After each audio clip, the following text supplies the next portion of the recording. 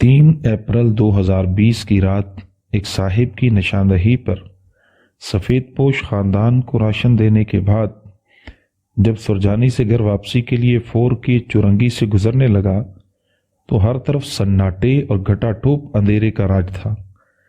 ایسے اندھیرے میں ایک دھیمی سی آواز آئی، بھائی مدد۔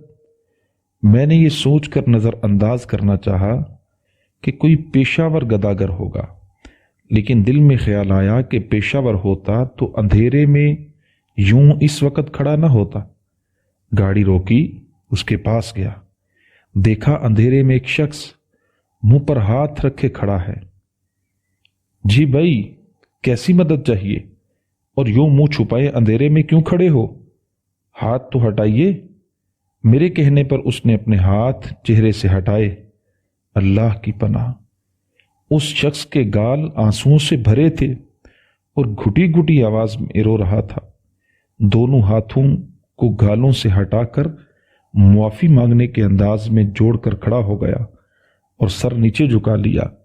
میں اس اندھیرے میں بھی اس کے آنسو تھوڑی سے ٹپکتے ہوئے دیکھ رہا تھا۔ اندر ہی اندر کچھ ٹوٹتا ہوا محسوس ہونے لگا۔ آگے بڑھا اور دوبارہ ہمدردی سے پوچھا، بھائی کچھ تو کہیے۔ کچھ کہنے کی بجائے وہ شخص آگے بڑھا اور گلے لگ کر دھاڑے مار مار کے رونے لگا اور کہنے لگا، بھائی میں بھوکا رہ لوں گا، لیکن مجھ سے اپنی 2 چھوٹی بچیوں کی بھوک دیکھی نہیں جاتی۔ ان کا بھوک سے تڑپنا بھلکنا مجھ سے برداشت نہیں ہوتا۔ کل سے گھر میں کھانے کو ایک دانہ نہیں، اور میری بچیاں صبح سے بابا بھوک لگ رہی ہے، بابا بھوک لگی ہے، بابا کھانا لاؤ کی فریاد کر رہی ہیں۔ بھائی کبھی زندگی میں ایسا نہیں ہوا کہ میری بچیاں بھوکی سوئی ہوں۔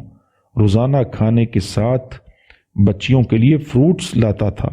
آج بچیاں کہتی ہیں، بابا بھلے ہمیں فروٹس نہ دو، ہم ضد نہیں کریں گی، پر کھانا تو دے دو۔ آپ تو بابا ہماری ہر بات مانتے تھے، اب ہم کھانا مانگ رہے ہیں تو کھانا کیوں نہیں دیتے؟ صاحب میں فقیر نہیں ہوں، لاک ڈاؤن کی وجہ سے حالات ایسے ہو گئے، کبھی کسی کے آگے ہاتھ نہیں پھیلایا۔ صاحب آپ گھر چل کر دیکھ لو، آٹے کا ایک ذرہ بھی نکلے تو جو چور کی سزا وہ میری۔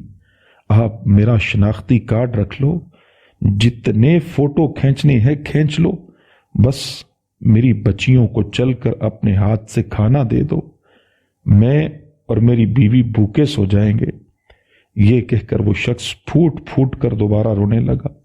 دل میں خیال آیا، میں بھی بیٹی کا باپ ہوں، یہ خدا نہ کرے کبھی میری بیٹی کے ساتھ بھی ہو، کبھی میری بیٹی پر بھی ایسا وقت۔ نہیں، خدا کی قسم دل پھٹتا محسوس ہونے لگا، سارا جسم کانپ سا گیا، زبان جیسے بولنا بھول گئی۔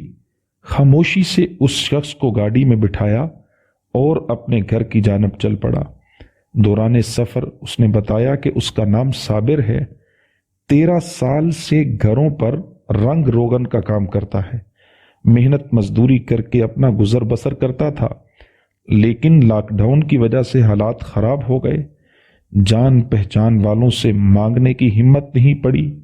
گھر پہنچ کر میں نے راشن کے تھیلے گاڑی میں رکھے اور صابر کے گھر کی جانب روانہ ہو گیا۔ گھر کیا تھا؟ بس ایک کمرہ تھا، وہی ڈرائنگ روم، وہی بیڈ روم اور وہی کچن۔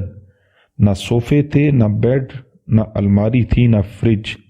بس ایک کونے میں بجھا چولہا صابر کی مفلسی کا منہ چڑھا رہا تھا، اور دوسرے کونے میں 2 پھول سی بچیاں بھوک کی چادر تانے سو رہی تھیں۔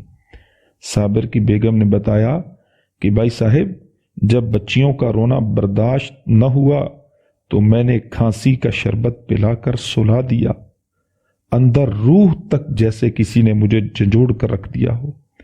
سسکتے دل، کپ کپاتے ہاتھوں اور نم آنکھوں کے ساتھ راشن کے تھیلے کمرے کے کونے میں رکھ کر ایک پیار بری نظر بچیوں پر ڈال کر اس دعا کے ساتھ صابر کے گھر سے نکل آیا کہ اے اللہ، ان بچیوں کے نصیب اچھے فرما، اپنی مخلوق پر رحم فرما، بھوکوں کی مدد فرما، آمین۔